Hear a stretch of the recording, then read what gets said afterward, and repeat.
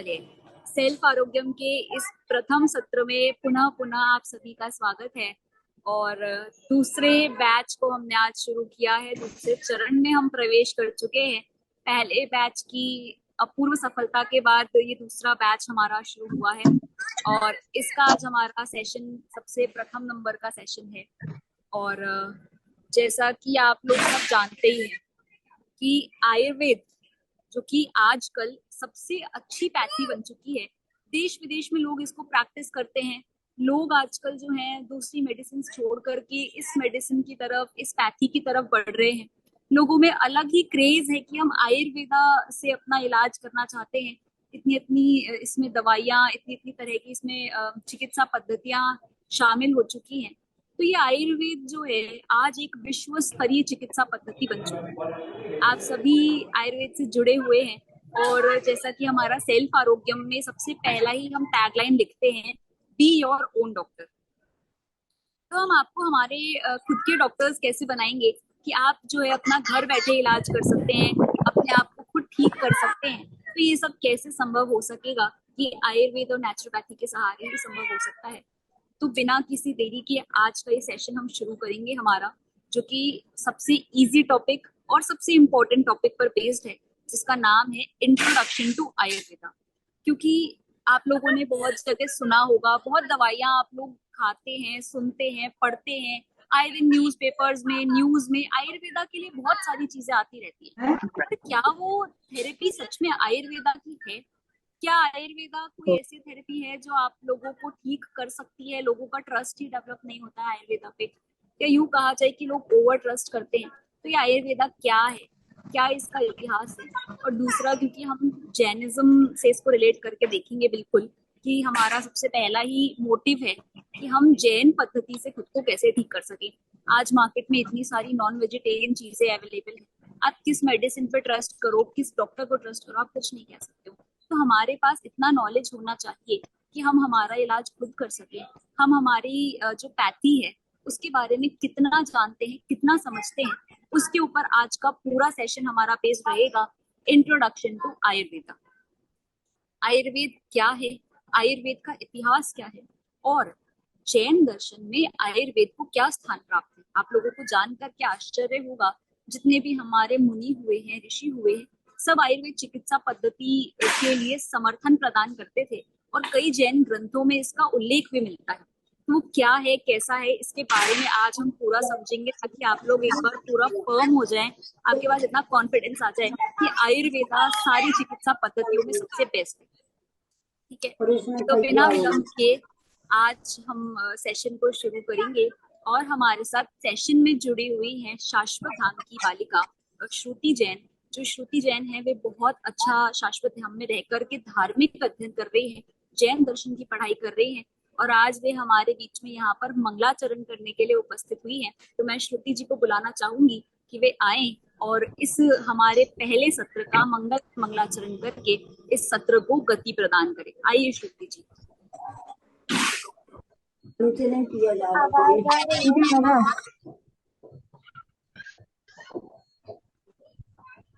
क्या हुआ? आवाज आ रही है क्लियर? हाँ, आ रही है, बोलिए। नमः सत्यभ्य। अरिहंत सिद्ध साधु जैन धर्म मिला है। अरिहंत सिद्ध साधु जैन धर्म मिला है। शत बार नमन है इन्हें सौभाग्य खिला है। शत बार नमन है इन्हें सौभाग्य खिला है।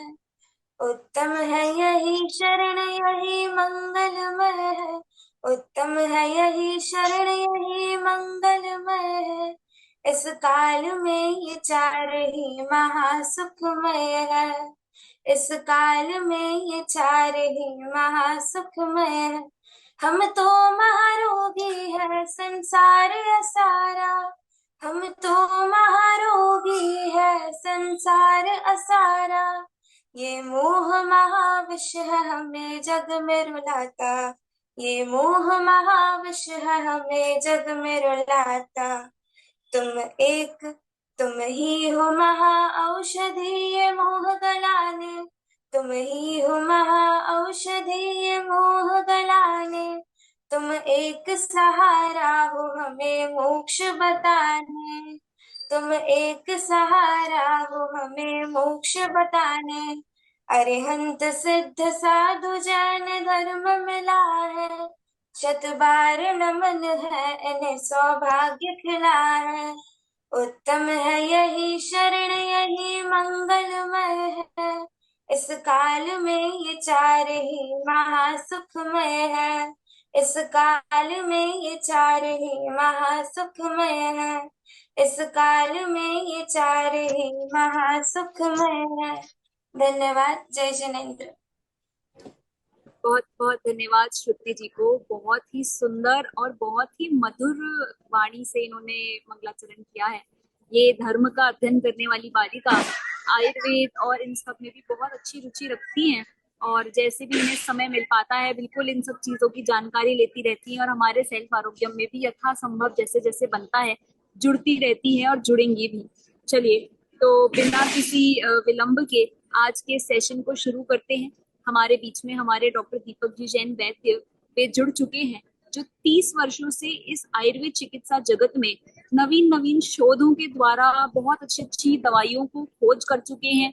बहुत अच्छा इनका जो है आयुर्वेद पर पकड़ है, और इसके साथ साथ जैन दर्शन की भी इनको बहुत अच्छी जानकारी है।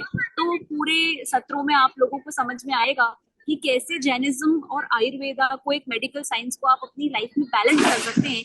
ये सब चीजें हमारे डॉक्टर साहब हमें बहुत इजीली सिखाएंगे कि कैसे आप बहुत अपनी लाइफ में इनको प्रैक्टिस कर सकते हैं, आसानी से उतार सकते हैं।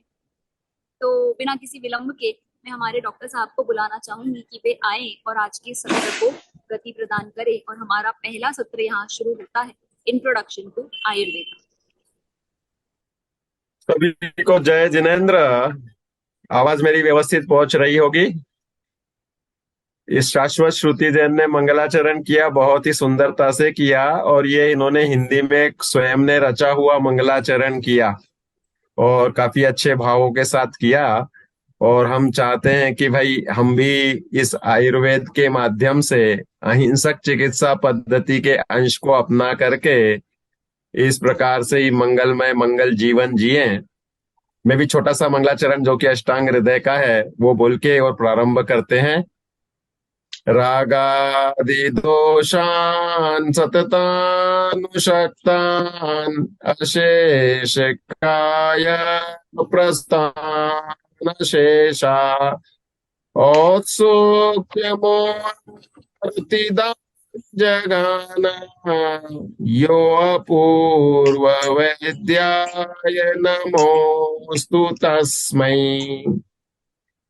वाग्भट द्वारा रचित इस मंगलाचरण में जिन्होंने रागादि दोष को नाश कर दिया है, औत्सुक्य आदि 18 दोषों को नष्ट कर दिया है, जिससे कि सभी संसारी जीव हमेशा त्रस्त हैं, ऐसे रागादि रोग और शरीर रोग जिनको लगे रहते हैं, ऐसे इन समग्र संसारी लोगों के लिए अपूर्व वैद्य ऐसे जिनेन्द्र भगवान हैं, उनको नमस्कार करके, अपूर्व वैद्य को नमस्कार करके यहाँ हम प्रारंभ कर रहे हैं।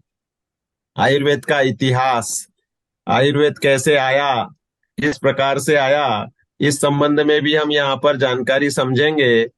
कल्याण कारकम नाम का ग्रंथ, आपको इसकी पीडीएफ भी हम ग्रुप में शेयर करेंगे। इसमें बहुत सारी जानकारियां दी हैं। उग्रदित्ताचार्य हुए ये 12वीं शती में, मतलब समझ लो कि इनके लिए 1351 विक्रम संवत दिया गया है। तो 12वीं शताब्दी में, 13वीं शताब्दी में कहेंगे समझ लो, तो उसमें ये उग्रदित्ताचार्य हुए और ये लिख रहे कि भाई मैंने ये ग्रंथ लिखा है, ये समंत भद्र आचार्य की कोई रचना है। उन्होंने नाम दिया उसका कि अष्टांग ग्रंथ नाम का कोई समंत भद्र आचार्य देव का रचा हुआ ग्रंथ है, उसके आधार से मैंने ये ग्रंथ की रचना की है। कहने का तात्पर्य यह है कि आचार्य समंत भद्र देव को भी इन्होंने स्मरण में लिया और उनके आधार से लिखा, ऐसा बताया है। बहुत सारी चीजें हमारे जानकारी में आएगी।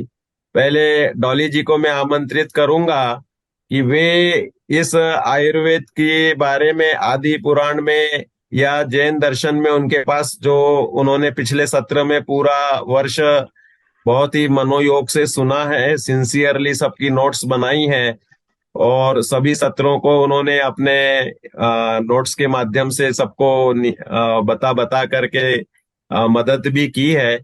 तो डॉली जी खुद बहुत अच्छा अभ्यास कर चुकी हैं। वे थोड़ा सा इस आयुर्वेद कैसे आया, अपने जैन दर्शन में क्या इतिहास है, इसके बारे में बताएंगी और फिर आगे की चर्चा में कल्याण कारकम ग्रंथ के अनुसार इस सत्र को बताएंगे। आपको प्रश्न भी पूछने के लिए लास्ट के 20 मिनट रखे जाएंगे और इस तरह से ये सेल्फ आरोग्यम की उपादेयता भी हम बीच में सिद्ध करेंगे। और इस चीज के लिए अभी सबसे पहले डॉली जी जो आपने इस आयुर्वेद के बारे में जानकारी जुटाई है वो आप प्रस्तुत करें, पधारिए। जय जिनेन्द्र। जय जिनेन्द्र सर, जय जिनेन्द्र सभी को। आपका बहुत धन्यवाद सर। मैं जो इतिहास बता रही हूँ, जो पढ़ा है हमने सेल्फ आरोग्यम के फर्स्ट बैच में, तो ये एक कथा है जो आदि पुराण ग्रंथ के आधार पर है। बात ये है कि जब सभी कल्पवृक्ष झाड़ खिलने लगे और समय भी बदल रहा था, चौथा आरा शुरू हुआ, कर्म भूमि की स्थापना हुई, तब ऋषभदेव भगवान वे जब राजकुमार की पर्याय में थे, तब उनका ये बहुत ही बड़ा दायित्व था। असीम असी कृषि, वाणिज्य, 64 कलाएं आदि सबको सिखाया। अब उसी समय में चौथे ही काल में जब उनका समूह शरण था, तो उनके समूह शरण में भरतेश स्वामी जो मुख्य श्रोता थे, भरतेश स्वामी मतलब राजा भरत, उन्होंने ये एक प्रश्न पूछा था भगवान से कि हे जिनेश्वर, अभी कर्म भूमि की स्थापना होने के बाद यहाँ पे रोग, आदि व्याधि, मानसिक रोग, शारीरिक पीड़ाएं सब होगा, तो अब उसका निवारण क्या करें हम, कैसे ये सब ठीक करेंगे। तो ये इस प्रकार है कि जब जिनेश्वर देव की वाणी खीरी, तब जो गणधर भगवान थे उन्होंने द्वादशांग की रचना की। अब द्वादशांग का जो 12वां अंग है, जिसे कहते हैं दृष्टिवाद अंग, उसमें 14 पूर्व है। 14 पूर्व में से एक पूर्व का नाम है प्राणवाय। प्राणवाय नाम का पूर्व है, जिसके अंदर आयुर्वेद का पूरा विस्तार किया गया है। तो उसका विस्तार, उसका वर्णन, आयुर्वेद का स्वरूप, उसकी महत्वता, हर एक चीज पूरा विस्तार किया गया है। तो प्राणवाय नाम का पूर्व प्राकृत भाषा में प्राणवाय कहा जाता है और संस्कृत भाषा में प्राणवाद। तो इस नाम के पूर्व में आयुर्वेद का पूरा विश्लेषण किया गया है, आता है। अभी जैसे गणधर भगवान ने द्वादशांग की रचना की, फिर वे मुनि के पास, फिर मुनि से आचार्यों के पास, फिर आचार्यों के फिर साधु जी के पास, उपाध्याय जी के पास, ऐसे आते आते हम तक आयुर्वेद पहुंचा। तो ये तो हमने पूरी मतलब इतिहास बताई आदि पुराण ग्रंथ से और उसके विस्तार की विधि बताई। अब काल दोष के कारण आयुर्वेद के बहुत सारे ग्रंथ लुप्त हो गए हैं और एक कल्याण कारकम ग्रंथ भी, उसका भी आगे आएगा, सर बताएंगे इतिहास किस प्रकार। तो ये एकमात्र ग्रंथ है हमारे पास जो हम कह सकते हैं।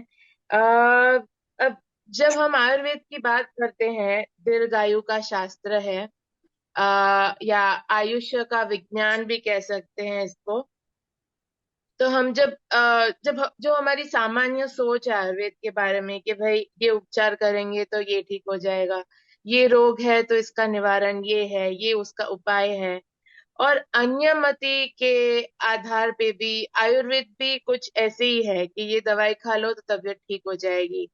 पर जब हमें पता है कि ये द्वादशांग का ही हिस्सा है आयुर्वेद, मतलब जिन वाणी है, जिनेश्वर देव की वाणी है, इसलिए उसको एकदम ही ये उपचार वो उपचार उस स्तर में आयुर्वेद को ना समझते हुए विकरालता के लेवल पे हमें सोचना है और उसी प्रकार जीवन में उसका आचरण करना है। द्वादश अंग का हिस्सा होने की वजह से हमें पता है, जैसे हमने विशापहार स्तोत्र में भी, जैसे सर हर सत्र में विशापहार स्तोत्र गाते थे। मैं थोड़ा जल्दी में वो बता देती हूँ। पूर्वोपार्जित निज दोषों से जग रोगी है बाल समान। प्रभु आप भवरोग मिटा कर उन्हें किया निरोग महान। निज हित अहित ज्ञान में शिशु सम सभी जगत जनों के वैद्य। औषधि बतलाई प्रभुवर जो अचूक अनमोल अभेद्य। तो जैसे कि विशापहार स्तोत्र हमने अभी सुना, तो उसमें मोह राग द्वेष जो पूर्व उत्पन्न हुए जो कर्म है, जो हमारी अज्ञानता से प्राप्त हुए हैं, उसके नाश की बात की है और आत्मा के स्वरूप में लीन होने की बात की है। आत्मा के स्वरूप को पर्याय में प्रकट होने की बात की है। भगवान ने वो ही उपाय बताया है सुख के लिए, आनंद के लिए। तो आयुर्वेद को हमें उस स्तर पे समझना है, ना ही कि बस ये खाया और हो गया, वो किया और हो गया।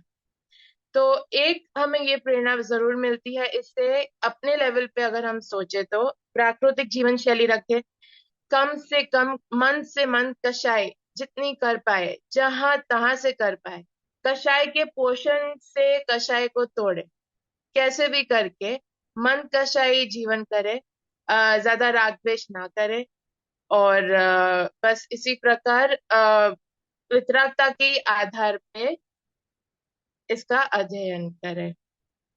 धन्यवाद। चलो, बहुत सुंदर, आपने बहुत अच्छा विवरण दिया। बहुत बहुत धन्यवाद आपको। देखो, इसमें थोड़ा सा मैं करेक्शन ये करना चाहूंगा। जब राजा ऋषभदेव स्वयं राज्यावस्था में थे और गृहस्थ थे, तब उन्होंने अपने स्वयं के जो 100 पुत्र थे, ब्राह्मी सुंदरी बेटियां थी, इन सबको ज्ञान कराया था। ज्ञानदान शब्द क्यों बोले, वो तो कर्तव्य था राज्य अवस्था में। तो ब्राह्मी सुंदरी को ब्राह्मी और सुंदरी, इनको अंक विद्या अक्षर विद्या का ज्ञान कराया था। सो था ही, ब्राह्मी लिपि प्रसिद्ध है ही। अब इसके बाद में बाहुबली को विशेष रूप से आयुर्वेद का ज्ञान कराया था ग्रस्तावस्था में, ऐसा उल्लेख मिलता है आदि पुराण में। और भरत को सैन्य, इसके सिवाय अर्थव्यवस्था वगैरह ऐसे विशेष ज्ञान भरत को कराए थे बाहुबली मतलब राजकुमार को उस समय। तो आयुर्वेद का भी संगीत शास्त्र और काम शास्त्र आदि ऐसे अनेक प्रकार के ज्ञान कराए थे, ऐसा उल्लेख उस समय मिलता है। फिर समो शरण होने के बाद, मतलब उन्होंने मुनि दीक्षा ले ली, केवल ज्ञान हो गया। तब फिर उसमें प्रश्न किया भरत स्वामी ने कि भाई, अब ये जैसे भोग भूमि नष्ट होकर कल्पवृक्ष नष्ट हो गए, तब तक कोई बीमारी नहीं थी, भोग भूमि में कोई बीमारियां नहीं होती। तो कर्म भूमि शुरू हो गई, तो वहां पर अनेक प्रकार से धीरे धीरे बीमारियां शुरू में, काल के आदि में सब भद्र परिणामी लोग थे और पुण्यवानों का ही जन्म था, तो बहुत अल्प व्याधियां थी और सहज चिकित्सा से निवारण हो जाए, इस तरह का उपदेश के लिए उनको निवेदन किया। और उसके लिए फिर ये प्राणवाय पूर्व का विवेचन आया। यह इसमें कल्याण कारकम के इतिहास में कल्याण कारक ग्रंथ उग्रदित्ताचार्य का, और इसमें भी इन्होंने अपने आप को समंतभद्र आचार्य से जोड़ा है। इन्होंने लिस्ट दी है कि भाई कौन से आचार्य हुए जिन्होंने ये आयुर्वेद के बारे में जैन दर्शन में प्रतिपादन किया। और खूब इस ग्रंथकार के जब ये पंचानन शास्त्री गुणे, इन्होंने पुणे के एक बहुत प्रसिद्ध वैद्य, इन्होंने इसकी प्रस्तावना लिखी। तो वे लिखते हैं कि भाई वास्तव में जैन दर्शन में आयुर्वेद का इतना विस्तार भंडार होगा, लेकिन सब काल के दोष से कहो एक भी ग्रंथ उपलब्ध नहीं होता है। कंट्रीब्यूशन ऑफ जैनिज्म इन आयुर्वेदा, ऐसी एक पीएचडी हुई है। जब मैं बीएमएस करता था उस समय डॉक्टर रेखा जैन, जो उनके पुणे में रहती थी उस समय, बीएमएस थी वो, उन्होंने पीएचडी की थी आगे। तो ये कंट्रीब्यूशन ऑफ जैनिज्म इन आयुर्वेदा के नाम से आपको थीसिस मिल सकती है। इवन आप गूगल सेंगे तो उस पे उसके डिटेल्स मिलते हैं। तो उन्होंने लिखा कि भाई जैन आचार्यों के बहुत सारे ऐसे ग्रंथों के उल्लेख मिलते हैं। और वो अभी देखो मेरे पास तो लिस्ट भी दिए, और ये लिस्ट इन्होंने भी बताई इसमें कल्याण कारकम ग्रंथ के प्रस्तावना में, कि भाई जैन वैद्यक के ग्रंथकर्ता में श्रुत कीर्ति नाम के आचार्य, कुमार सेन, फिर धवला के रचयिता वीर सेन आचार्य ने भी कोई ग्रंथ लिखा, पूज्यपाद स्वामी, इनके बारे में तो बहुत जबरदस्त उल्लेख आता है कि पूज्यपाद स्वामी आयुर्वेद के बहुत अच्छे ज्ञाता थे। ये एक वनस्पति होती है जंगली कनेर, इस वनस्पति को, इसको कूट करके इसका लेप लगाते थे अपने पैरों में, और ये आकाश गमन करते थे। इनको चारण रिद्धि प्राप्त थी, ऐसा भी उल्लेख मिलता है। श्रवण बेलगोला में जो शिलालेख हैं उसमें 108 नंबर का मेरे ख्याल से शिलालेख है, जिसमें वे लिखा स्पष्ट उल्लेख मिलता है कि ये विशिष्ट प्रकार से औषधि रिद्धियों से सिद्ध थे। इनके चरणों को धोकर के उस पानी को अगर लगा लेते थे तो लोगों की बीमारियां दूर हो जाती थी, ऐसा उल्लेख मिलता है। तो पूज्यपाद स्वामी ने आयुर्वेद के बारे में रचनाएं भी की, और पूज्य पुष्पायुर्वेद नाम से एक ग्रंथ उल्लेख मिलता है जो शब्द कोश के समान था, और उसमें एक एक शब्द के अनुसार सूखी हुई वनस्पतियों के नाम से और चिकित्सा पद्धति दी है। स तक के उसके शब्दकोश के कोई पन्ने मिलते हैं, ऐसा उन डॉक्टर रेखा जैन ने कंट्रीब्यूशन ऑफ आयुर्वेदा जैनिज्म इन आयुर्वेदा उसका उसमें डिटेल दिया है। अब वो ये होता है कि भाई जैसे कि अपने समय सार में आचार्य जयसेन ने गाथा 252 में दिया है सोना बनाने की विधि, और उसमें नाग फणी की जड़ का उल्लेख किया, और अनेक प्रकार की 2-3 चीजों का उल्लेख करके लिखा कि साथ में पुण्य का उदय होगा तो ये एक औषधि बन जाएगी और सोना बन जाएगा। तो इसी तरह से ये सब काल के गाल में वनस्पतियों के नाम वही है। कनेर नाम से 13 वनस्पति मिलती है, और ये कनेर का उल्लेख कैंसर के ट्रीटमेंट में भी आता है। तो इसलिए हमने बीच में बहुत काफी सर्च किया था, लेकिन ये देखा कि भाई वो कनेर, जंगली कनेर किसी प्रकार से जो पैरों पे लेप लगाए तो चलने की ताकत बढ़ जाए या आकाशगामिनी हो जाए, ऐसी कोई अभी रही नहीं, क्योंकि लोगों का पुण्य भी हीन हो गया, औषधियों के रस वीर्य विपाक भी क्षीण क्षीण होते जा रहे हैं। तो देखो अपने इसमें जो मेन प्रयोजन है इस सेल्फ आरोग्यम का, वो इसी रूप में है कि वर्तमान में सबसे ज्यादा प्रसिद्ध पैथी है एलोपैथी, और एलोपैथिक मेडिसिन की सबसे एक से एक कोई भी बीमारी हम देखते हैं तो सब पैरासिटामोल भी क्यों ना हो या कुछ भी हो, तो ऐसे गूगल सर्च करोगे ना आपकी भाई each tablet of allopathy vegan और कंटेंट्स नॉन वेज, तो मैग्नीशियम स्टीरेट नाम का एक कंटेंट है जो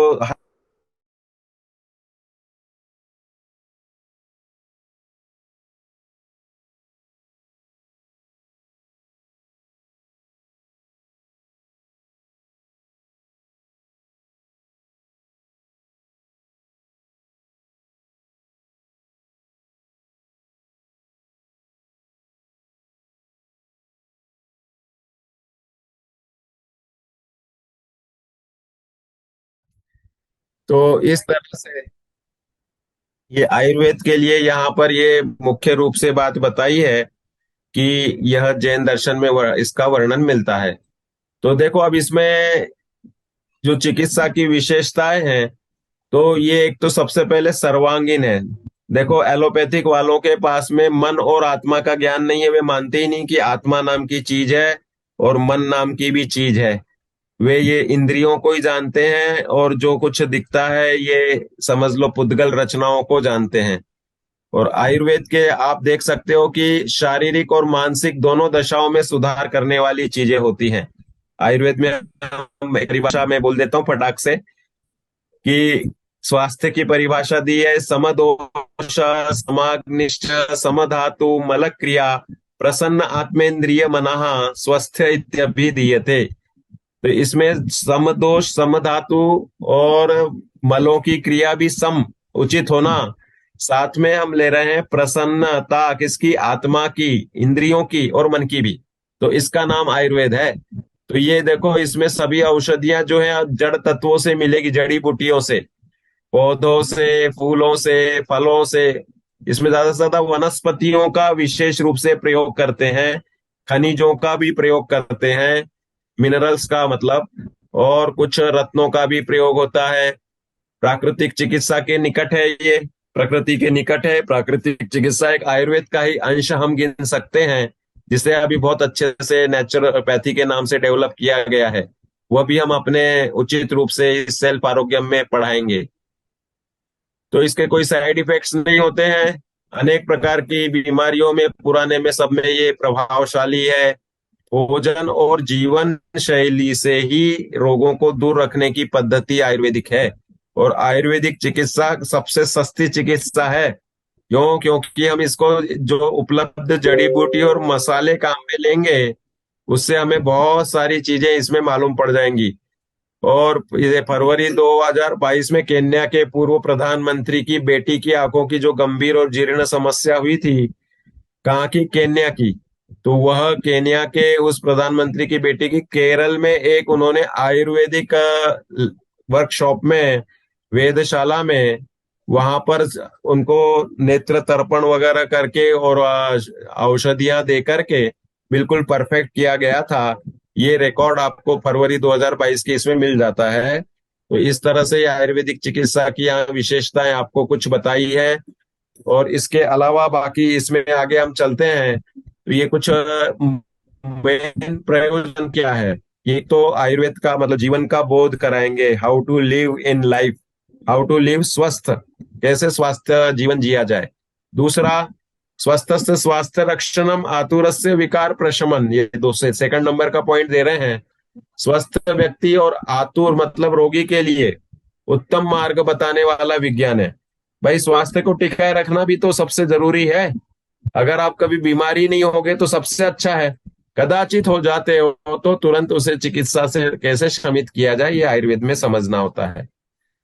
फिर कह रहे हैं कि जिस शास्त्र में आयु अर्थात उम्र का विभाजन, आयु विद्या, आयु सूत्र, आयु का ज्ञान, आयु का लक्षण, प्राण होने के चिन्ह, आयु का तंत्र अर्थात शारीरिक रचना वगैरह, इन सबको हम आपको सब शॉर्ट में पढ़ाएंगे। आपको एनाटॉमी भी पढ़ाई जाएगी, आपको वात पित्त कफ के माध्यम से आयुर्वेदिक फिजियोलॉजी भी पढ़ाई जाएगी, और साथ में मॉडर्न फिजियोलॉजी जो एलोपैथी में है, एंजाइम्स वगैरह के, हार्मोन के, थायरॉक्सिन, इंसुलिन, सब चीजें आपको पढ़ाई जाएगी। तो इसमें ये सभी प्रकार की जानकारी बेसिक्स आपको आ जाएंगी। आपको स्वयं के चिकित्सक स्वयं बनाने के लिए हमारा टारगेट ये रहता है कि सरल शब्दों में वह जानकारी प्रस्तुत कर दी जाए कि जिससे आपको इजीली जुकाम खांसी हो, पेट दर्द हो, दस्त हो, उल्टी हो, कोई भी ऐसी साधारण सी रोजमर्रा की समस्याएं हैं, इसमें इमीडिएट हमें वह रिलीफ देने की पद्धति के लिए 10-20 दवाइयों के नाम भी याद रहे, घरेलू नुस्खे भी याद रहे। इस तरह से आपको ट्रेंड किया जाएगा।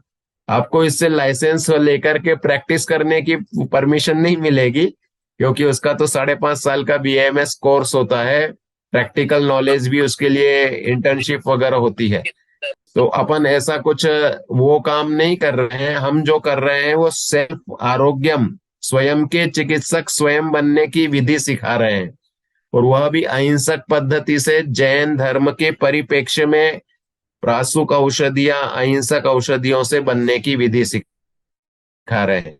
तो इसलिए अपना मोटो जो है, लक्ष्य जो है, वह अहिंसक पद्धति से स्वयं स्वास्थ्य रक्षा की है। आप दूसरों को सलाह सकते हैं, लेकिन आप प्रिस्क्राइब करके और कोई रजिस्ट्रेशन लेकर के बैठ जाएंगे सो बात नहीं है। लेकिन इतना कॉन्फिडेंस हो जाएगा कि 20-25 बीमारियों की जानकारी होकर के स्वयं के चिकित्सक स्वयं आप बन सकते हैं। तो हम ये लक्ष्य लेकर के चल रहे हैं। और इसमें इस बार कल्याण कार्यक्रम के आधार से हम बहुत सारी चीजें बता रहे हैं। तो इसमें देखो कल्याण कारकम के लिए सबसे पहले इसमें इन्होंने विशेष रूप से बताया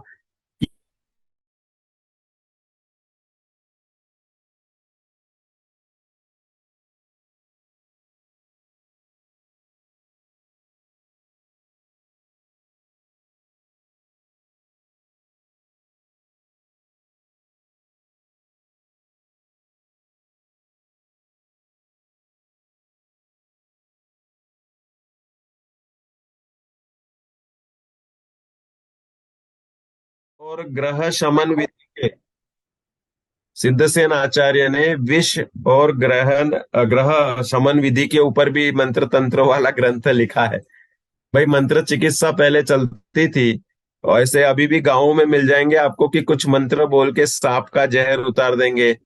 कुछ ऐसे लोग हैं जो किसी प्रकार के जहरीले कीड़ा ने काट लिया हो तो मंत्र शक्ति से उसे नॉर्मल कर लेते थे। हमारे कुछ ऐसे रिश्तेदार भी थे आज से एक दो पीढ़ी पहले कि जो इस तरह का ज्ञान रखते थे और बहुत सारे लोगों को बिना औषधि स्वास्थ्य रक्षा मंत्र चिकित्सा से करा देते थे। तो इसका भी उल्लेख अपने जैन दर्शन में मिलता है।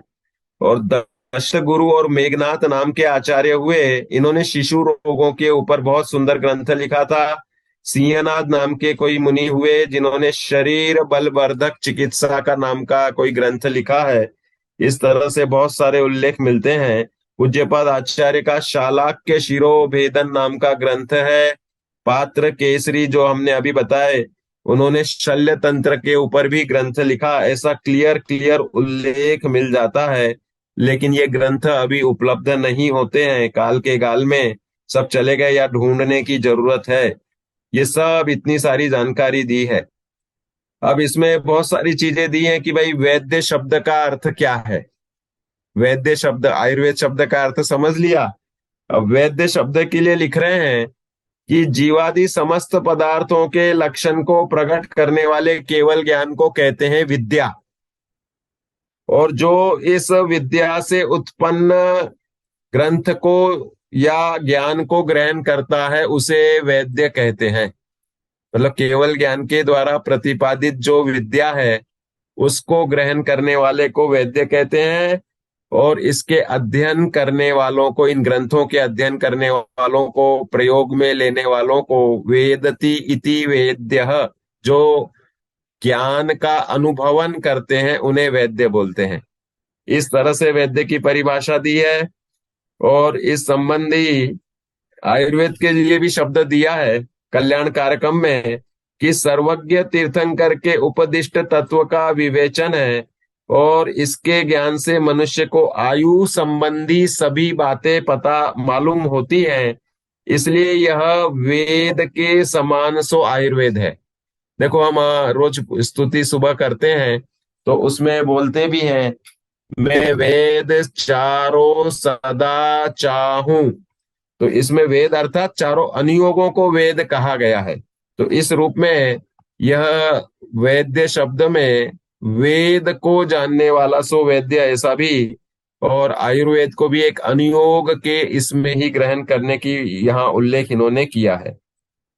अब इसको अध्ययन करने का अधिकारी कौन है, किसे समझना चाहिए आयुर्वेद? तो इसके लिए कल्याण कारकम में दिया है कि जो तीन वर्णों में, मतलब ब्राह्मण, क्षत्रिय और वैश्य, इन तीन वर्णों को अभ्यास का अधिकारी विशेष रूप से कहा गया है, शूद्रों के लिए नहीं कहा गया, निर्दोष आचरण करने वाला हो। देखो जिसके सदोष आचरण है, लोक विरुद्ध आचरण है, धर्म विरुद्ध आचरण है, उनको अगर आयुर्वेद पढ़ाएंगे और वे उसका यूज करेंगे तो वे यथार्थता को प्राप्त नहीं होंगे। इसलिए निर्दोष आचरण। फिर लिख रहे हैं कि जो थोड़ा सा बुद्धिमान हो, अर्थात ज्ञान को ग्रहण करने के बाद उसे प्रयोग करने के लिए अपनी बुद्धि का भी उचित रूप से प्रयोग करना आना चाहिए। जैसे कि पुष्पदंत आचार्य और भूतबली आचार्य ने मंत्र हीनाक्षर और अधिकाक्षर देने के बाद स्वयमेव उसे शुद्ध करके प्रयोग किया था, जो षटखंडागम रचने के लिए बाद में अधिकारी हुए। तो कहने का तात्पर्य यह है कि बुद्धिमान भी होना चाहिए। इस प्रकार से ये आयुर्वेद अध्ययन के अधिकारी के लिए बताया। फिर बताया कि जो चिकित्सा करना चाह रहा है वो निष्प्रही होना चाहिए, भाई वांछा अगर मन में रहेगी तो छल कपट और मायाचारी चलेगी। निष्प्रह होना, कि उसे करुणाशील हो, दान देने की वृत्ति हो। देखो इसमें लिखा है इसमें कि भाई उसको मोर लोग चिकित्सा नहीं करे, करुणा बुद्धि से करे, पुत्रवत करे, रोगी को पुत्र के समान जान करके दयालु होकर, जैसे बाप अपने बेटे के लिए कितनी केयर रखता है, माँ अपने पुत्र के लिए कितनी सेंटिमेंट्स भावनाएं रखती है, ऐसे दयालु चित्त से चिकित्सा करना चाहिए। ये सब कल्याण कार्यक्रम से हम आपको बता रहे हैं। सत्यनिष्ठ, क्षमा संपन्न, धीर, स्वयं औषधि तैयार करने में समर्थ हो, इस प्रकार से ये लक्षण दिए हैं। और शास्त्र वैद्य और क्रिया वैद्य नाम से भी दो इसको अंतर दिए हैं, कि भाई वास्तव में शास्त्र वैद्य जो है वो सिर्फ अध्ययन करने के बाद थ्योरी आ गई है, और क्रिया वैद्य मतलब जो शास्त्र को पढ़ कर उसे एक्टिव करके क्रिया में भी ले लेता है। तो इस रूप से ये बहुत सारी जानकारी कल्याण कार्यक्रम में चिकित्सा विज्ञान के लिए दी है। अब अपने इसी को अपन टारगेट बना के अपने सेल्फ आरोग्यम के सत्र में प्रस्तुत करेंगे, और इसके माध्यम से ये सब जानकारी हम सीखेंगे। हमने इसके सत्र जो पिछले वर्ष में 50 सत्र लेकर के जानकारियां दी, उसी प्रकार से इस वर्ष भी 50 सत्र हर रविवार शाम को 8 बजे लिए जाएंगे। अब इसमें कुछ सत्र तो हम टोटली फ्री फॉर ऑल करते हैं, जैसे अगले सत्र को हम आदरणीय सुमत जी भाई साहब को आमंत्रित कर रहे हैं, और वो जैनोपैथी के लिए, अभी तो उनका इस सत्र के लिए आमंत्रित कर रहे थे, लेकिन वो अभी ग्वालियर में चल रहे हुए शिविर में मुख्य प्रवचन अभी 8 बजे से ही शुरू होता है, तो वो बोले कि फुर्सत से करेंगे तो अगले हफ्ते के लिए करेंगे। तो उस समय पे वह सत्र जो होगा वो विशाल सत्र होगा, और उसकी यूट्यूब पे रिकॉर्डिंग भी सबके लिए ओपन रहेगी। अपन ने सेल्फ आरोग्य में विशेषज्ञ विद्वानों को पिछले बार लगभग 10-12 लोगों को बुलाया था। इस बार भी कम से कम 12 वैद्य आएंगे, जो मैन्युफैक्चरिंग वाले भी होते हैं, एक्यूप्रेशर वाले भी होते हैं। इस बार तो हम डेंटिस्ट वगैरह को भी बुलाने के इसमें हैं। एक आध कार्डियोलॉजिस्ट भी आएंगे, सर्जन से भी मेरी बात हुई है, तो वो भी कुछ हड्डियों के सर्जरी वाले भी, ऐसे सर्जन भी आएंगे। तो नए नए प्रकार से बहुत सारे लोग हमारे इस सेल्फ आरोग्य में जुड़ते हैं, तो उनको उस रूप में हम बहुत सारी जानकारी अपने को साक्षात उनके माध्यम से मिलेगी। बहुत सारे आयुर्वेद के वैद्य भी आपको नए नए दिशा से यहाँ पर उपदेश मतलब जानकारी देंगे। तो ऐसे बहुत से वैद्य जैन समाज के भी और अजैन समाज के भी हैं, लेकिन चिकित्सा के लिए प्रामाणिक हैं, और अहिंसक रूप में हम उसको फिल्टर में रखेंगे अपने। तो ऐसे नए नए लोगों से भी आपको बहुत मिलने का प्रसंग बनेगा। तो इस तरह से यह अपने सेल्फ आरोग्यम की रूपरेखा रहेगी। अब अपने पास में लगभग 15 मिनट है, आप लोग कुछ प्रश्न पूछो, तो उसके अनुसार फिर अपन इस और भी चर्चाओं को लेंगे। स्वास्थ्य संबंधी भी आपको हर सत्र में 20 मिनट लास्ट के रहते हैं, इसमें आप स्वास्थ्य संबंधी प्रश्न पूछ सकते हैं। हम उसे आपको घरेलू नुस्खों से, आयुर्वेदिक औषधियों से जो भी यथार्थ समाधान देना है वह देंगे। मतलब आपको समझ लो कि हर हफ्ते एक कंसल्टेंसी मिल जाती है। मैं तो इसको इस तरह से प्रतिपादन करता हूँ, जो मैंने पुस्तकें लिखी है ना, स्वास्थ्य के अहिंसक नुस्खे, अहिंसक आहार, स्वास्थ्य का आधार, अहिंसक स्वस्थ जीवन, और वर्तमान में जीवदया पालन, इनको लिखता हूँ कि भाई इसमें जो मैंने फॉर्मूलेज दिए हैं, ये हमारे सीनियर वैद्य, जैसे मैं जहाँ औषधालय में सर्विस करता था पहले, 30 वर्ष किया मैंने काम दिगंबर जैन औषधालय में। वहाँ डेली हमारी 150 पेशेंट तक की ओपीडी होती है। वहां पे मेरे से सीनियर ऐसे 70 साल के वैद्य, एक लाभचंद जी जैन थे, एक फूलचंद जी जैन थे, तो इसके सिवाय और अभी चंदनमल जी जैन, जैन समाज के ही हैं सब हमारे औषधालय में। और ये काफी बुजुर्ग और काफी अच्छे एक्सपीरियंस्ड रहे, इनका सबका अनुभव मेरे साथ में है। चिदानंद जी एक वैद्य थे, शर्मा जैन नहीं थे, लेकिन वो मैन्युफैक्चरिंग के ऐसे किंग थे कि बहुत अच्छी औषधियां बनाने की पद्धति उनसे हमें सीखने मिली। तो ऐसे बहुत सीनियर वैद्यों का अध्ययन हमारे साथ में रहा, और अभी भी आगे भी अपने सत्रों में वो आने के लिए तैयार है। दूसरा, परिमार्जन हमेशा होता रहना चाहिए। लेटेस्ट अपडेट्स बहुत सारे आते हैं, और मेरे साथ में जो जूनियर्स पढ़ते हैं बहुत सारे आयुर्वेद के, जो अभी समझ लो कि जैसे हम अभिषेक शर्मा जी को यहाँ पर लाए थे, पंचकर्म के लिए उनकी स्पेशलिटी है, और उन्होंने बहुत बड़ा पंचकर्म क्लिनिक खोल रखा है यहाँ जयपुर में पुनर्नवा नाम से, और काफी विदेशी लोग वगैरह भी आते हैं। तो ये लोग आधुनिक अपडेट्स को, ये केरला की पद्धति शिरोधारा और अनेक प्रकार के जो नस्य हैं या कर्णपूरण है या मसाज थेरेपी है, इन चीजों को काफी मॉडिफायर रूप से फटाफट एडॉप्ट करते रहते हैं। तो इस तरह से इनकी भी जानकारी आपने सत्रों में उपलब्ध होगी।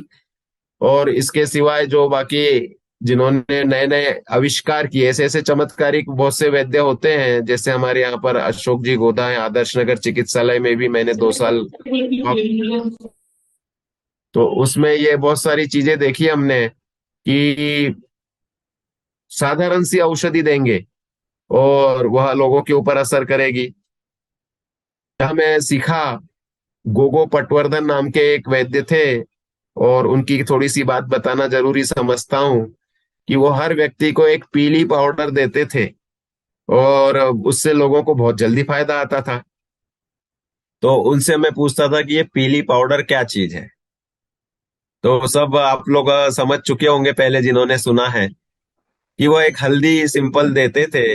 वो बोल रहे थे कि ये पेशेंट ठीक होते हैं, ये मेरे औषध से नहीं होते, ये इस विश्वास से ठीक होते हैं कि इन्होंने मुझे औषधि दी है।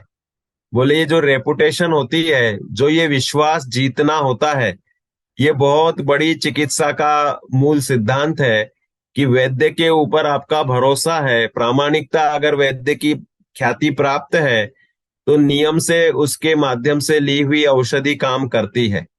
तो ये प्रामाणिकता अपने सभी जैन दर्शन का मूल सिद्धांत है। तो हमें यह इस प्रामाणिकता के साथ ही आपको जो भी मेरे नॉलेज में औषधियां या आयुर्वेद की जानकारियां हैं अहिंसक पद्धति से, वो आपको यहाँ पर हम उपस्थित कराएंगे। तो इस रूप में यह कोर्स अपना प्रारंभ इस सत्र से किया। अब आपको जो भी कोई प्रश्न हो तो चर्चा करें, क्योंकि चर्चा के माध्यम से बहुत सारी जानकारियां बाहर आ जाती हैं। तो कुछ पूछना है तो पूछिए, नहीं तो मेरे पास 3 प्रश्न तो लेके आए। भाई पहला प्रश्न ये है कि भाई इस कोर्स में हमें विशेष रूप से क्या लाभ होगा। सबसे पहले कॉमन प्रॉब्लम लोगों की समस्या ये रहती है कि भाई हमें प्रॉफिट तो बताओ क्या होगा करके। तो हम सबसे पहले यही बोलते हैं कि भाई आपको जो जानकारी दी जाएगी उससे आपको इतना कॉन्फिडेंस आ जाएगा कि जीवन शैली से, हमारे जो सेशन होते हैं उसमें स्वस्थ वृत्त का सेशन होता है, दिनचर्या का होता है, ऋतुचर्या का होता है, आप कैसी लाइफस्टाइल जिए। ये आयुर्वेद के स्वस्थ वृत्त नाम का एक पूरी मोटी पुस्तक होती 400-600 पेज की। इसके सिवाय दिनचर्या, ऋतुचर्या, इसके चैप्टर्स होते हैं। इनके माध्यम से आपको जानकारी दी जाएगी कि बिना औषधि हम कैसी लाइफस्टाइल जिए कि जिससे हमें कभी बीमारी होगी ही नहीं। जैन चरणानी योग के माध्यम से बहुत सारी ऐसी विधाएं हैं जिनको हम यहाँ सेशंस में लेंगे और बताएंगे कि भाई आपके अष्टमूल गुण और 22 अभक्षों का त्याग, इसके सिवाय जो 53 क्रियाएं श्रावक की दी हैं, इनके माध्यम से बहुत सारे बेनिफिट स्वास्थ्य के हमें मिल जाते हैं। ये आवर्त देना, धोक देना, मंदिर की घंटा बजाना आदि, इनसे क्या बेनिफिट्स होते हैं। ये जैन श्रावकाचार से चरणानी योग से स्वास्थ्य रक्षा, एक सत्र हम इसका भी लेते हैं और उसमें ये सब विधाएं आपको बताएंगे कि किस तरह से हमें स्वास्थ्य के लाभ उससे मिलते हैं। तो ये सबसे बड़े लाभ आपको होंगे इस सत्र को, मतलब आगे के सत्रों को समझने से। दूसरा प्रश्न आया कि भाई हम चिकित्सा करने में कॉन्फिडेंट कैसे होंगे जब प्रैक्टिकल नहीं हो पाएगा, हमें कोई पेशेंट देखने नहीं मिलेंगे। तो हमने इसके लिए बीच में अमायन में रखा था, 10 दिवसीय विचार किया था कि भाई वहां पर चिकित्सालय चलता है तो वहां पर आकर के आप लोगों को कभी आमंत्रित किया जाए और चिकित्सा के लिए पेशेंट्स के साथ में हम कैसे देखते हैं, किस प्रकार से समझते हैं, इसका प्रैक्टिकल ट्रेनिंग दिया जाए। लेकिन वह अमायन इंटीरियर में होने से उसे इस सत्र में तो हमने इम्प्लीमेंट नहीं किया पहले वाले में। अब दूसरे सत्र में देखो सोनागिर में भी चिकित्सालय चलता है, और जैसे पिछले साल तो षटखंडागम विधान हुआ था तो कुछ अपने विद्यार्थी अपने इस सेल्फ आरोग्यम के पढ़ने वाले भी पधारे थे। अब आगे कोई ऐसा कार्यक्रम होगा जहाँ पे मैं खुद चिकित्सक करके चिकित्सा शिविर लेता हूँ, तो आप लोगों को सूचना दी जाएगी एडवांस में, और आप लोग वहां पर प्रैक्टिकल नॉलेज के हिसाब से 2 दिन 3 दिन 5 दिन जैसे भी पधार सकते हैं, देख सकते हैं। और बाकी जो हम आपको सिखा रहे हैं वो तो सीधा सीधा वो प्रैक्टिकल सिखा रहे हैं जो घरेलू मसालों का और घर में करने वाला है। वो तो आप स्वयं के ऊपर भी आजमाइए और घर वालों पे आजमाइए, पड़ोसियों को के ऊपर भी आजमाइए, उससे साइड इफेक्ट्स नहीं होते हैं। दूसरा ये होता है कि कुछ फॉर्मूले आपको जो सिखाए जाएंगे वो सेफेस्ट होते हैं। मतलब आप उसको दुगनी दवाई ले लो या कुछ कम ले लो तो भी नुकसान कभी नहीं होगा, साइड इफेक्ट्स नहीं होंगे। आपको वही मटेरियल और वही पढ़ाई कराई जा रही है जो बच्चे से लेके बूढ़े तक सब में काम आएगी, और कोई उसके साइड इफेक्ट्स नहीं रहेंगे। तो इस रूप में सुरक्षित रूप से आपको यह पढ़ाई कराई जा रही है, पढ़ा रहे हैं। तो भाई इसके पीछे अपना एक ही टारगेट है कि भाई जैन श्रावकाचार, आदरणीय पंडित रविंद्र जी साहब, सुमत जी भाई साहब, हमारे वीर सागर जी विद्वान, ऐसे अनेक लोगों से हमारी चर्चा होती रहती है। तो उनका कहना था कि भाई आप वैद्य हो और जैन दर्शन के भी जानकार हो, तो इससे ये रहेगा कि भाई मैं जैसे जैन दर्शन में पीएचडी मेरी पंचाशती का संग्रह की है, तो बोले आप अधिकार रखते हो श्रावकाचार पे बोलने का, चिकित्सा के ऊपर भी बोलने का, और साथ में अहिंसक पद्धति के लिए बोलने का। तो इस रूप में बोले कि आप सहजता से जितने लोग जुड़ जाएं उतने लोगों को करते जाएं। और इसके लिए विशेष रूप से ये भी रखा कि इसकी गरिमा बनी रहे, इसलिए हमने ये 3,000 रुपए की फीस रखी है। कोई कमाई का साधन बनाने का अभिप्राय नहीं है। यह हम अपने ब्रह्मचारी त्यागी व्रतियों की चिकित्सा में इन औषधियों को भी लगाते हैं। और इसके सिवाय यह जितने भी ब्रह्मचारी त्यागी व्रती इसमें जुड़ना चाहे वे निशुल्क जुड़ते भी हैं, और उनको आजीवन फ्री साहित्य के लिए और चिकित्सा के लिए हम समर्पित हैं। कोई भी ब्रह्मचारी त्यागी व्रती आपके आस पड़ोस में हो, उनके लिए जो भी औषधि चाहिए वह हम अपनी तरफ से देंगे, और उन्हें जो भी परामर्श चाहिए वो तो तुरंत ऑन मोबाइल तुरंत ही दे देते हैं। तो इस रूप में अपना यह पूरा आयोजन जो है इस रूप में है कि जिससे सभी त्यागी व्रतियों के लिए अपन जी जान से समर्पित रहेंगे। संयमियों की अनुमोदना करना यह सबसे बड़ा पुण्य का कार्य मानते हैं हम। और औषध दान में सर्वश्रेष्ठ दान पात्रों में देना है, और ये त्यागी व्रती हमारे लिए सबसे अच्छे पात्र हैं जो संयम से जीवन जीते हैं। तो इस रूप में यह अपना टारगेट है कि भाई यह अहिंसक चिकित्सा पद्धति आप जितने भी त्यागी व्रती ब्रह्मचारी उनको ज्वाइन कराइए। उनको चिकित्सा संबंधी परामर्श के लिए मेरे नंबर सबके पास हैं, सब लोग बिल्कुल आप उन्हें बिल्कुल दीजिए, टाइमिंग दिया जाएगा उचित समय पे उन्हें, और उचित रूप से ट्रीटमेंट किया जाएगा। तो इस रूप में यह अपना टारगेट है। आज मेरे पास पेशेंट आते हैं तो मैं 300 रुपये कंसल्टेंसी लेता हूँ मेरे क्लिनिक में। और आज अपने जितने भी सेशन होंगे आज से हर रविवार को, उसमें जो आप लोग पूछोगे वह टोटली फ्री कंसल्टेंसी रहेगी। और उसमें वही प्रामाणिक रूप से औषधि के बारे में बताऊंगा जो मैं यहाँ 300 रुपये लेकर के और अपनी औषधियां दे करके करता हूँ। बहुत सी औषधियां हम निर्माण करते हैं जो अहिंसक पद्धति से। अभी ग्वालियर शिविर में भी मैंने एक चूर्ण का निर्माण किया, सबको गैस एसिडिटी पेट की तकलीफें दस्त आओ, और वह काफी लोगों को टोटली 3-3 दिन 5 दिन का तो निशुल्क देते हैं, और बाकी फिर बड़ा पैकेट चाहिए तो उसे सेलिंग में रखते हैं। तो कहने का तात्पर्य यह है कि अपनी ओर से औषधि की जानकारी लोगों को भी हो जाए और लोगों को उस निमित्त से लाभ मिल जाए। इस रूप में इस सेल्फ आरोग्यम का अपना टारगेट है, उस रूप में अपन इससे जरूर करेंगे। चलो बहुत अच्छा, पहला हैंड रेज हुआ है चिन्मयी सालगिया। हाँ जी बोलिए, पूछिए, अपने आप को अनम्यूट करें और बोलो, पूछो। जय जिनेन्द्र पंडित जी। हाँ जी। मैंने अभी मेरी मम्मी ने इससे पहले का जो सत्र है वो पूरा कंप्लीट किया था, और उस समय मैंने काफी सारी शंकाएं पूछी थी जिसका समाधान भी हुआ है। और मेरे बेटे को लगभग 6 महीने हो गए हैं, मुझे डॉक्टर के पास ले जाने की जरूरत ही नहीं पड़ी है, क्योंकि घरेलू चिकित्सा से ही मैक्सिमम उसके प्रॉब्लम सॉल्व हो रहे हैं। तो इसलिए इस बार मैंने भी इसको ज्वाइन किया है। और अभी मेरी ननन को भी डिलीवरी हुई है। तो जो छोटे बच्चे होते हैं उनको जनरली हम लोग गुट्टी देते हैं कुछ ना कुछ। तो उसके लिए भी आप थोड़ा अगर प्रकाश डालेंगे तो बहुत अच्छा होगा, मतलब कि हम छोटे बच्चों को क्या देते हैं और उससे क्या असर होता है। क्योंकि कई बार किसी छोटे बच्चे को दस्त लग जाती है, या किसी को मतलब वो सूट नहीं करता है, तो वो जनरली बच्चों का सबसे ज्यादा रहता है। और दूसरा एक डिलीवरी के बाद जो हम औषधि देते हैं माता को भी, तो उसमें फिर क्या क्या परहेज रखना होता है, क्योंकि डॉक्टर्स जो जिनके पास हम डिलीवरी करवाने जाते हैं वो सब खाने के लिए मना करते हैं, और वो कुछ और खाने के लिए कहते हैं जो कि हमारी इन दवाइयों के साथ नहीं चलता। तो उस पे आप अगर प्रकाश डालेंगे तो बहुत अच्छा होगा। जरूर जरूर, बिल्कुल, बहुत अच्छा प्रश्न है।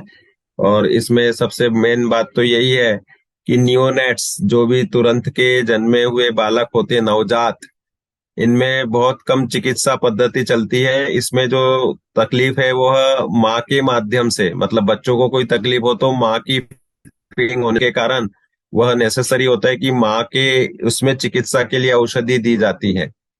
अब जैसे आपने बताया कि भाई ये दस्त, उल्टी, गैस, अफारा वगैरह होना, इस तरह की चीजें हो जाती डाइजेशन की, तो इसमें सबसे पहले माँ का जो दूध है वह बच्चे को बहुत बार ओवरडोज में पिलाया जाता है। बहुत बार ऐसा रह जाता है कि भाई कम पिला दिया गया, इरेगुलरिटी रहा, तो सबसे पहले उस पर जोर देना चाहिए। दूसरा, फिर ये जो घरेलू चीजों में ही आपके लिए सौंफ है, या अगर कॉन्स्टिपेशन हो रहा है, गैस ज्यादा हो रही, तो सौंफ का पानी, जो इवन बहुत सारे ग्राइप वाटर वाली कंपनियां जो है ये सौंफ का ही पानी बनाती हैं, तो सौंफ को सिंपल पानी में उबाल लो और इसको ड्रॉप्स में देना होता है इन बच्चों को।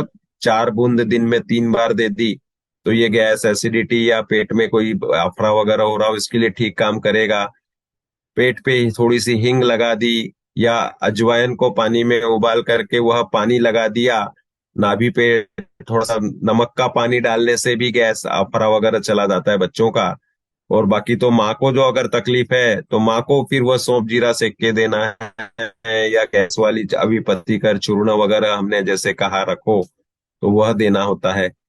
आफ्टर डिलीवरी लेने वाली चीजों में ये दशमूल काढ़ा वगैरह जो ड्राई फॉर्म में आता है, इसको उबाल उबाल के देवे तो धीरे धीरे ये सब जितने भी वायु की तकलीफें नॉर्मलाइज होंगी। मिल्क कम आता हो, दूध कम आता हो, तो शतावरी चूर्ण या शतावरी कल्प नाम से शतावरी का सेवन कराना है सबसे ज्यादा। इसको हम स्त्री मित्र बोलते हैं, तो वह दूध भी अच्छा आएगा, और इवन फीमेल के लिए स्वास्थ्य के लिए भी रहेगा। यूटेरस भी अपनी पोजीशन पे बराबर समय पे आ जाता है। फिर इसके सिवाय लाक्षणिक देखा जाता है कि भाई कहीं पे किसी को बहुत बार सीजरेन के कारण प्रॉब्लम आती है, किसी की नॉर्मल हुई तो बहुत सी प्रॉब्लम्स अपने आप सॉल्व हो जाती हैं। इपिजियोडोमी हो तो उसके अनुसार, कोई घाव वगैरह हो तो उसके अनुसार दिया जाता है। तो ऐसी लाक्षणिक चिकित्सा के लिए तो व्यक्तिगत वह पूछे तो उस रूप में उसको फिर सलाह दी जाती है। जनरलाइज रूप में तो ये सब लड्डू वगैरह हम अपने बनाते हैं, मूंग के आटे में बनाओ, हल्के लड्डू बनाने हैं। सौंठ, काली मिर्च, गुड़ वगैरह के लड्डू बनते हैं, मखाने वगैरह डाल के, ड्राई फ्रूट्स को पौष्टिक चीजें देनी है, लेकिन उतने पचाने की भी क्षमता होनी चाहिए। आजकल की लड़कियां बहुत बार नाजुक होती हैं और वो घरेलू काम वगैरह नहीं करते हैं, तो बहुत बार ये होता है कि मूवमेंट्स कम रहते हैं, मस्कुलर प्रॉब्लम्स रहती है। तो उस चीज में फिर डाइजेशन अच्छा हो और मस्कुलर स्ट्रेंथ अच्छी हो, तो इसलिए उसके लिए वह जो उचित रूप से अश्वगंधा है, उड़द के आटे का कुछ प्रयोग है, ऐसी ताकत वाली चीजों के लड्डू भी आफ्टर डिलीवरी किए जाते हैं। डाइजेशन अच्छा होना चाहिए, घी दूध भरपूर देना ही देना है। इस तरह से इसको समझ लेना चाहिए। हाँ हेमलता जी, आपका भी हैंड रेज हो गया, चलो पूछ लीजिए। जय जिनेन्द्र पंडित जी, वेद जी।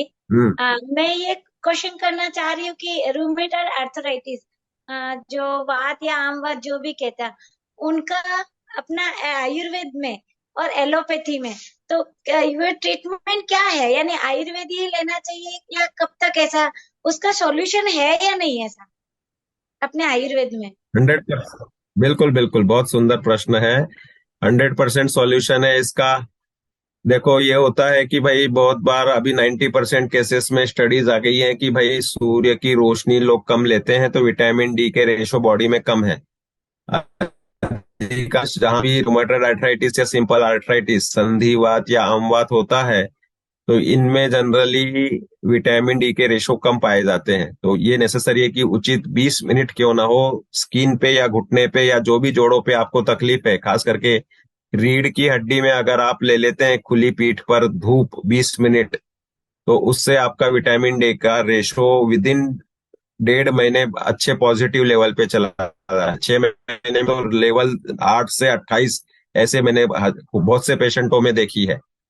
दूसरा, औषधियां इसमें चलती हैं बहुत अच्छी, जो कैल्शियम ओरिएंटेड होती है, प्लस वात शामक या नर्वस सिस्टम को नॉर्मलाइज करने वाली होती है।